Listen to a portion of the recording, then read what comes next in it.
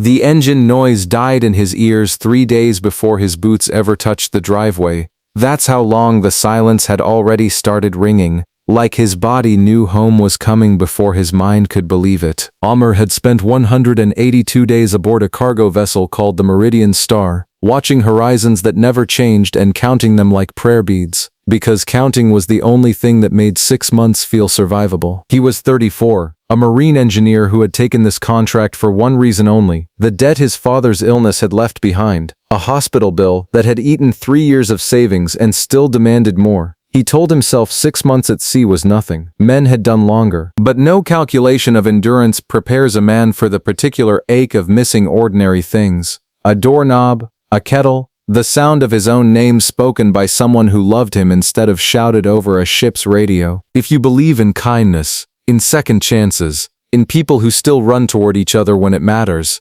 stay with me, and if this story moves you even a little, hit like, drop a comment, share it with someone who needs a reminder that love waits, and subscribe, because stories like this one deserve to be told. The taxi dropped him at the end of the street because the driver said the road was too narrow for his car, and Ammar didn't mind. He wanted those last few hundred meters on foot. He wanted to feel the ground of his own neighborhood under his own feet.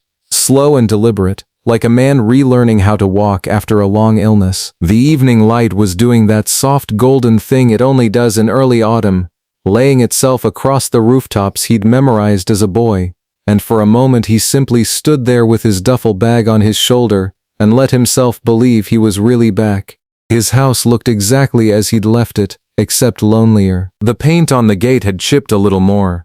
The mango tree in the yard had grown taller, or maybe he had simply forgotten how tall it already was. He noticed before he noticed almost anything else, the house beside his, the Riemann house, where a woman named Sana lived with her younger brother since her parents had passed 2 years prior. She had been in the strange arithmetic of small neighborhoods, both a stranger and a familiar face, someone he greeted over the fence, someone who had sent food during his father's illness without being asked, someone whose kindness had never once demanded acknowledgement. He had thought of her more than he expected to, out there on the water, not in any way he'd examined closely. Just her laugh carried oddly across a quiet street. The way she'd once fixed his father's fence without being asked, sweat on her brow, refusing his thanks with a wave of her hand, and a joke about how neighbors were just family who hadn't been assigned the paperwork yet. Small things. The kind of things a lonely mind polishes into gold when it has nothing else to hold on to. He set his bag down at his gate and was still fumbling for his keys, tired in that full-body way that no sleep on a ship ever fixes, when he heard the sound of a door slamming open 2 houses down, and then footsteps, fast, uneven, urgent, slapping against the dirt. He turned, and there she was. Sana had come out of her house so quickly she hadn't stopped for her sandals. Her feet hit the yard bare and unguarded, kicking up small clouds of dust, her scarf half fallen from her hair, and she was running, not walking fast, not hurrying politely the way neighbors do when they spot each other after a while. She was running, full and unrestrained, like something in her chest had simply overridden every rule of composure a grown woman is supposed to keep. Ammar stood frozen at his gate, his hand still on the latch, watching a woman run barefoot across a yard toward him, as if 6 months had been an emergency she was only now allowed to resolve. She stopped a few feet from him, breathless, and for a moment neither of them said anything at all. Her eyes were wet before either of them had spoken a single word, and Ammar felt something crack open in his own chest that he had kept sealed for half a year, a pressure he hadn't let himself name, because there had been no room for it on a ship, where he had to be steady, competent, unshaken, a man who fixed engines and said yes sir, and counted days in silence. She finally spoke, voice thick, apologizing for her bare feet, for running like a child, for not waiting the 2 minutes it would have taken to find her sandals. But she said she had heard the gate creak from her kitchen window, and some part of her body had simply decided that waiting was no longer a thing she was capable of. He didn't know what he had expected from his homecoming. Perhaps a quiet unlocking of his own door, a slow unpacking, a long shower, the particular loneliness of a house that had waited empty for half a year. He had not expected this, A woman standing in front of him with dust on her feet and relief written so plainly across her face that it embarrassed her even as she stood there. What Ammar didn't know yet, what he would only learn over the coming weeks, in small confessions offered a little at a time, the way people offer truths that scare them, was that Sana had not simply been a friendly neighbor keeping half an eye on an empty house. She had checked on it every single week. She had swept his porch when the leaves piled too high, had taken in stray mail so it wouldn't announce to the street that the house was unguarded, had watered the small patch of mint his mother used to grow, out of some stubborn refusal to let anything he cared about die while he was gone. She had done this quietly, telling no one, not even her own brother, because she hadn't wanted it to be a thing people commented on. She had simply decided, without asking herself too many questions about why, that this house, and by some private extension, this man, mattered enough to protect. Ammar's homecoming in the days that followed was not the triumphant, easy thing homecomings look like in memory before you've actually lived them. His body was still on ship time, waking at strange hours, flinching at sounds too quiet for a house that didn't hum with an engine. He found himself standing in rooms not knowing what he'd walked in for. 6 months of controlled discipline had rewired something in him, and readjusting to softness, to silence that wasn't tactical, to time that wasn't measured in shifts, proved harder than he expected.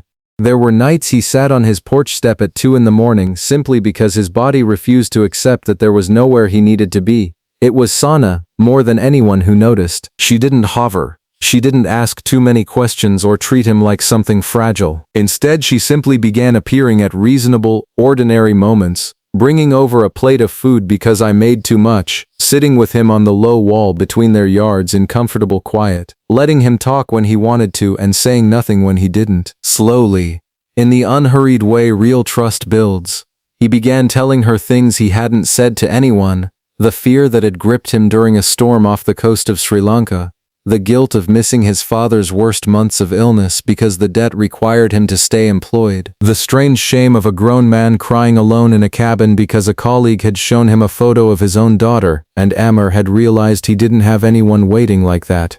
Sana never tried to fix these confessions with easy comfort. She listened. She let his grief exist without rushing to smooth it over, and somehow that made all the difference. A person willing to sit inside someone else's hard truth instead of hurrying them out of it. Weeks passed, and the shape of Ammar's days began to change. He started sleeping through full nights again. He began fixing small things around his house, not out of obligation but because his hands wanted purpose that wasn't survival. He and Sana fell into an unspoken rhythm, tea on the porch some evenings, her brother occasionally joining them with a football. He insisted Ammar had to learn to properly kick. Small ordinary rituals stitching themselves into something that felt, for the first time in years, like a life instead of a holding pattern. He asked her once honestly why she had run barefoot that first evening, why the 2 minutes it would have taken to find her sandals had felt unbearable. She was quiet for a long moment before answering, and when she did, her voice had none of its usual lightness. She told him that in the 2 years since her parents died, she had learned that people you love can simply not come home one day, without warning, without ceremony, and that grief teaches you never to assume you have time to spare. She said that somewhere in the 6 months he'd been gone, without fully realizing when it happened, she had started counting his return the way she used to count her father's return from work, as something her whole day quietly organized itself around. When she heard that gate creak, she said, some old fear in her simply refused to risk one more unnecessary second of distance from someone she'd already, somewhere along the way, decided she couldn't bear to lose. Ammar didn't have a clever response to that. He simply reached over and took her hand, the first deliberate touch between them, and neither of them pulled away. What grew between them after that wasn't sudden or dramatic, no single cinematic moment beyond that first run across the yard. It was steadier than that, built out of shared meals and quiet evenings and the slow, unglamorous work of two people learning to trust that this time, this person, might actually stay. Ammar eventually took a shorter contract, one that kept him closer to shore, choosing months of harder financial pressure over another 6-month absence, because he had learned something at sea that no paycheck could outweigh, that the people who run barefoot toward you are the ones worth building a life around. On the evening of their wedding, months later, held simply in the same yard where she had once run to him with dust on her feet, Sana wore sandals, But she told the small gathered crowd, laughing through tears, that she'd almost taken them off out of habit, because some part of her still believed the truest way to reach the person you love is without anything slowing you down. If this story touched your heart even a little, if it reminded you that love sometimes waits quietly in the house next door, please take a moment to like this video, leave a comment, and share it with someone who still believes in second chances. And don't forget to subscribe so you never miss a story like this one.